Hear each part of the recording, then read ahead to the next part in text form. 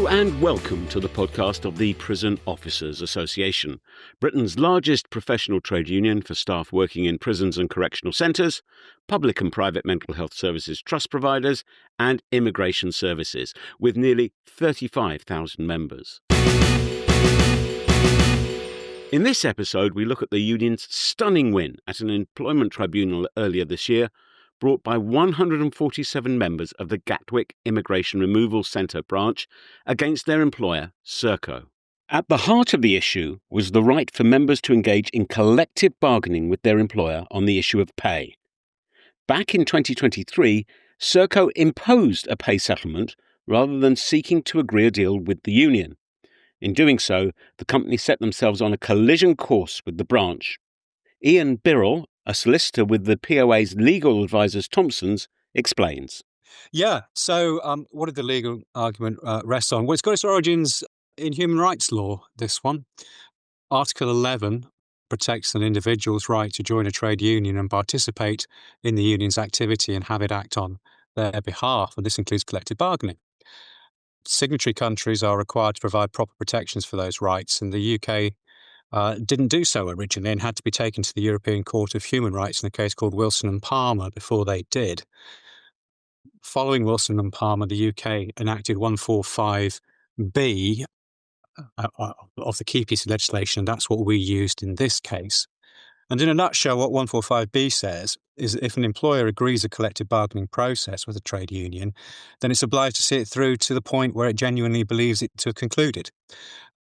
If an employer bypasses it at all, either by making an offer directly to staff or imposing a change on staff, then everyone who is made the offer is entitled to compensation at a flat rate, which is currently $5,735, but was a little bit lower in this case because it's based upon the date of the offer. And one of the features of 145B is it isn't even necessary to accept the offer. It is making the offer that is the unlawful act. And this is an area of law which Thomson's has been really proud to be at the forefront of developing with our trade union clients. We represented the claimants in Wilson and Palmer. We brought the very first case in the UK under Section 145B against Asda in 2006. And we represented the claimants in the leading case of Costal all the way to Supreme Court in 2021. As far as this little piece of law is concerned, it has been a valuable addition in the arsenal of the trade union movement. What makes the victory even more significant is, of course, there is no legal right for a group claim to be made. So these are all individual applications to the employment tribunal. That's right. Most claims under UK law do require an individual to put their head above the parapet. Very few claims can be brought by a union in its own name on behalf of its members, and 145B is no exception. So every member who signed up to be a claimant in this case was standing up tall on behalf of themselves, their colleagues and the union in order to protect their workplace rights. And as soon as you put your name down on a list like that, you make yourself known. And so I've always had great admiration for anybody who is prepared to do that. But as there's already been said repeatedly, and it's absolutely right, unity is strength. That's how you get things done. Sometimes you can see industrial strife rolling in like a thunderstorm. But as branch secretary Heran Limbachia tells us, that wasn't the case here. Well, generally, the relationship is very good. I've been employed with Serco from the start of the contract from 2022. And since then, I've been sort of, at that time, a joint deputy secretary, because I shared it with Carl Lewis at the time, because we had two separate buildings. And it was at that pay, the pay rise before this tribunal is when we really saw things take shape, because it was that pay rise where we rejected their full and final offer the first time since me being there. And it was on the cusp of going to ACAS the year before. And I would like to say it was my sort of influence with Mr. Hewer who got it over the line, where I went into the boss's office and sort of had an off-the-record conversation and said, look, we're close to getting a deal over the line. Give us a 0.5 and I can see it going through the membership. He eventually come back with a 0.3, but we saw it through. But it was that time where we saw the membership sort of voicing their views on pay at larger scale. You know, the membership when I started was under 100, and now we can see it 315 strong. You know, and like I was saying, is you know, unity of strength, and you know, we all know what happened the year after. So I could see it sort of not never in a million years did I think we ever end up in a tribunal, but the membership was sort of rising up more about the paying conditions. So, but genuinely, you know, my relationship with Mr. Hewer has been very good. How did they make such a colossal error of judgment, such a big mistake, dig such a big hole for themselves? Was it a change in their negotiator? Did they just not listen or understand what the membership Well, was saying to them? I think the year that this all happened, you know, we saw it post-COVID, you know, we saw times were hard for everyone in the country. You know, you had inflation around 12, 13%, which was unheard of. We really had members struggling. You know, there's people on the breadline. So when we went through that year's negotiation, 6, 7, whatever percentage of members they were rejecting on the basis of they need to catch up with inflation. You know, we got bills to pay. Milk's no longer £1.90, is £2.30. You know, so it wasn't on our behalf that we wanted such a big percentage. It just bring us sort of in line with inflation. And as the negotiations went on, I felt like maybe Serco got a bit frustrated in the time it was taking. Now, at some point, you know, they made the call that they're implementing this 7%. Once they implemented it, I didn't know what to do. You know what I mean? I'm thinking this is wrong. You can't do this. You know, and I don't know whether, you know, we saw what panned out in tribunal. Maybe they didn't even know what was going to follow after implementing. Maybe they thought that was right in their eyes. You know? Yeah. Iain, is that your assessment as well? That in legal terms, they just didn't know what they were doing, crudely speaking. I don't know. I mean, Serco is such a large company, you'd be surprised if they didn't have ready access to legal advice. I think that the facts as shown by the Employment Tribunal show that they made a business decision and they stuck to it. And that I think was the problem for them. So they'd driven themselves down a cul-de-sac and couldn't find reverse gear. Well, yes, that's right. And the difficulty with Section 145B is once the offer's made, that's it. You can't row back on it or anything like that. So once you've crossed that line, there's no coming back from it. And they did. They crossed it. As the case progressed, Heran, did Serco try and kind of, I don't know, bully the union or bully members into withdrawing their support from what you and colleagues from head office were doing? Oh, I don't think Serco tried to bully members. Like I previously said, you know, I had a good relationship with Mr. Hewer and senior staff, but I think in all companies, I think senior management like to nudge people in the right ways, you know, and and you've got people's hands are tied. You know, you've got managers, you've got people that wanted to progress in the company, you've got people that are probably well liked by senior managers, and you can indirectly feel pressured naturally of what the company wants you to do, you know. And at the end of the day, look, Serco pay my bills, you know. So it's a bit of a conflict of interest at some points. And some people, if you're not strong enough, you know, if the senior manager saying, look, that 7%, that's quite good, you know, deal with it.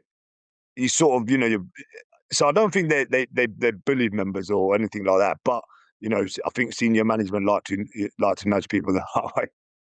With such a strong legal argument and such well-organised branch membership, I asked DGS Mick Pimblett what his reaction was when the case file landed at POA headquarters at Cronin House.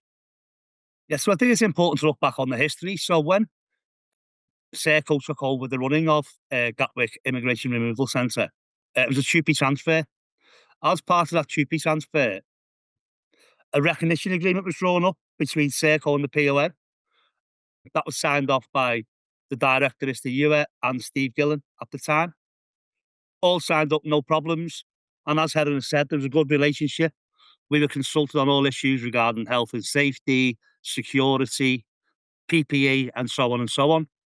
It was just in 2023 when the pay talks were going on. Generally, what happens within the private sector is that our local branch committees will deal with the pay talks and Assistant General Secretary will oversee it. So Heran and the committee were dealing with the pay talks this year, and I was consulted throughout the whole pay talks. I got involved in a couple of meetings at the time, and then we were informed in early May 2023 that, in Serco's opinion, they'd exhausted all talks and they were imposing the pay deal. Obviously, we felt that was wrong. We then wrote to Mr. Ewer urging him not to impose the pay deal. Subsequently, what happened was we had an annual conference in 2023 and the Institute of Employment Relations held a fringe meeting. And I actually chaired that fringe meeting with Iain Birrell and Lord John Hendy. I'll be completely honest, I wasn't completely sure what the content of that meeting was going to be. However, one part of that fringe meeting was regarding Section 145B. And it sort of rung a bell in my head in that 3 or 4 weeks previously, Serco had done exactly what had happened in Ineas and Costel, in my opinion. And I asked Iain, in his opinion, would this potentially be an employment tribunal? Iain said, get all the paperwork together, which me and Heran did. And yet it was considered that this was a goer. It was then put in front of the NEC for them to authorise this claim going forward, because obviously, potentially it would come at great cost to the union. And the NEC wholeheartedly endorsed moving forward with the claim. I think one thing which made the claim very, very good on behalf of our members was the record keeping that was kept by Heran and his predecessors, Carl and Eric. So actually, when it comes to bringing the Employment Tribunal and our bundle, the paperwork that had been kept and the record keeping by the local committee was excellent. And I think Iain will agree that it probably made Thomson's job a hell of a lot easier because the record keeping was so good. But I think that could be a learning point for other branches as well. And I suggested to Iain Birrell that the decision on whether the union should take the case or not was probably very straightforward. Well, the facts were still in flux when it landed on my desk, as Mick said. We had a chat about it at conference. When it came across, it was still prior to ACAS being triggered. So we were still waiting to see how it would unfold a little. And it's still actually quite a new area of law. There haven't actually been that many cases involved going to the tribunals. It's still developing. We're still trying to make it develop in a way which benefits the trade union movement. But yes, when it landed on my desk, as Mick said, I thought, yeah, this is a runner. Let's go for it. Roll forward to 2025 and the case is heard at the Employment Tribunal. General Secretary Steve Gillan has been there many times over the years, but even so, nothing was being taken for granted. I'm quite lucky that I've given evidence at employment tribunals before, but I've got to say, I thought Heran was exceptional. He played more of a part, actually, than I did. You know, I'd done my witness statement and I was cross-examined. But I think Heran, actually, along with our barrister and Thomson's, who'd done all the legwork, were the stars of the show. Yeah, it was satisfying. I think their barrister was very aggressive. I think Heran and myself dealt with that and put him straight on a couple of issues. So yeah, it was very satisfying, and the outcome is very satisfying as well for our members. Heran, warm words from the General Secretary. It must have been a bit like a dam bursting, and you've had all this frustration and preparation, and then to be able to send it all out to the tribunal must have been quite a relief, I suppose, as well as important. Yeah. Just going back on what Steve said, for me, it was obviously my first tribunal. So yes, you know, all the nerves and the normal stuff that goes with it. And for me, especially, I had the weight of the memberships. You know, you had all the members wishing you good luck, texting me on the day. It sort of meant, you know, game time. You know, it meant this was real.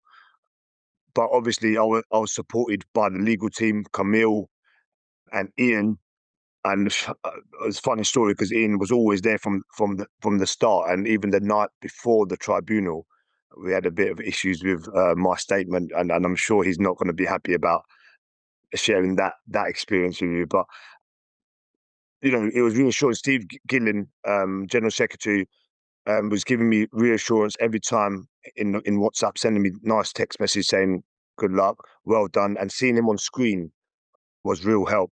And I'd like to also say a big thank you to the Deputy Secretary, Mick Pimblett, who was with me from the start of the pay rise and even up until the tribunal, supported me all the way, even using the POA facilities. And Heran, was there ever a point during this process, because obviously we're in 2025 now, this has been going on a long time, was there ever a point where you thought, they're going to get away with this? We're not going to get a successful result? Yeah, of course. I was unsure how it'd all pan out. It was 2 years in the build. My first tribunal, few factors leading up to it, one, knowing they implemented the pay rise. And like Iain's mentioned before, a large organisations like that, you think they've made some sort of, legal advice. So I think it was just me staying true to my cause and sticking to my statement, listening to the advice of the seniors, the legal team. But, especially in the tribunal, when Camille, who was our solicitor at the time, was speaking in tribunal, you're thinking, yes, that's exactly what happened.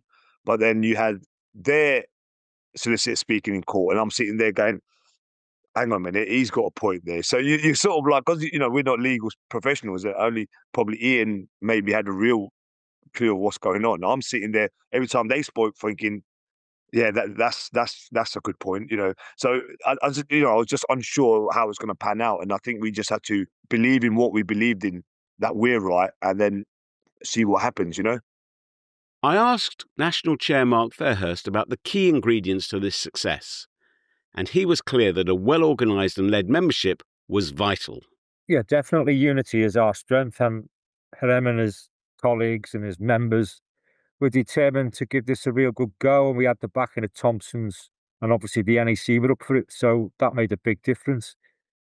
But what comes out of it for me is two really important points, and the first one being join the POA. If you're in a secure setting, doesn't matter what your secure setting is, join the POA. If we've got recognition rights with your employer, join us, because there'll be a load of people now working in that environment who are not subject to this payout and are now very aggrieved. Well, join the POA. And there'll probably be members, secondly, that when we send out circulars, they need to read them and they need to act on what we're asking them to do, because there'll be people who didn't act on what we asked them to and weren't claimants and are now going to miss out on a payout. And it's not the first time. It's not the first time that we ask people who are PR members to read our circulars, act on what we're asking them to do, and then they miss out on a bit of money, and then we get the blame. Well, I'm sorry, that's on you. So the two most important points for me is this proves that being in a union is a must in any workplace, but particularly in our setting. Join the POA, read our circulars, and please act on what we ask you to do. It's as simple as that. And if all those things happen, if people do join the union, do read the circulars, and another branch finds themselves in the situation that the members at Gatwick IRC found themselves in, what's the advice to branch officers and to members in that predicament? Never ever be afraid to challenge your senior managers, no matter how well you get on with them. You can do that professionally. Contact us on the NEC, contact your full-time officer, ask for a bit of legal advice and see what comes back. It might be positive legal advice, we'll take it forward. It might be negative. You never know your luck. But, I'd love in the public sector to have the same collective bargaining rights as they have with Serco, because we've got no industrial rights whatsoever. And this proves, with a bit of industrial clout, what can be achieved. And that's why I always say, particularly for us in the public sector, who haven't got the right to strike in England and Wales and Northern Ireland, we're the most restricted union on planet Earth, but by God do we fight. Yeah, I fully agree with Mark. My advice would just be stand up, speak up for what is right. Don't be afraid to challenge. and most importantly, seek legal advice. We're paying our subs month in, month out, me included, as members. Seek the legal advice, and if the legal advice comes back negative, then it comes back negative. But the most important is challenge, and if you think something's wrong at the time, follow your heart and follow that through. Just don't accept what the employer is telling you, because 50-60% of the time they're trying to point you in the direction they want to go. So yeah, I'll just the same as Mark. Stand up if you think it's wrong. And finally, from the General Secretary, what is the message that Serco, and indeed all employers in the UK justice sector, should take from this case? Well, I think the clear message that's got to be taken by all employers is that if you just treat the POA with lip service, we will challenge you. And if the issue's right, particularly on a legal issue, then we'll run you into court, and we'll do it that way, whether it's an employment tribunal or whether it's the High Court or wherever. The POA got a track record of challenging employers in this manner, and we will continue to do that. If you play the game with the POA locally and nationally, then you'll have nothing to fear. But we won't have employers paying lip service to us at all, as we've just demonstrated to Serco. My thanks to Iain Birrell, Heran Limbachia, Mick Pimblett, Steve Gillan, and Mark Fairhurst for giving us the inside track on a remarkable story. Thanks too to Camille Ibbotson of Old Square Chambers, who represented the union's members at Tribunal. Serco have indicated that they will exercise their right to appeal the ET ruling. Given the way in which interest accumulates on the original award from the Tribunal, the appeal is not without further risk to the company. Nevertheless, this is a classic case study of why union membership is so important. You can find out more on the original ET case and keep up to date on future developments by visiting poauk.org.uk, where you can also find out how to join the union if you are not already a member. Thank you for listening. We hope you have enjoyed what you have heard and will join us for the next episode of the POA podcast. Thank you and goodbye.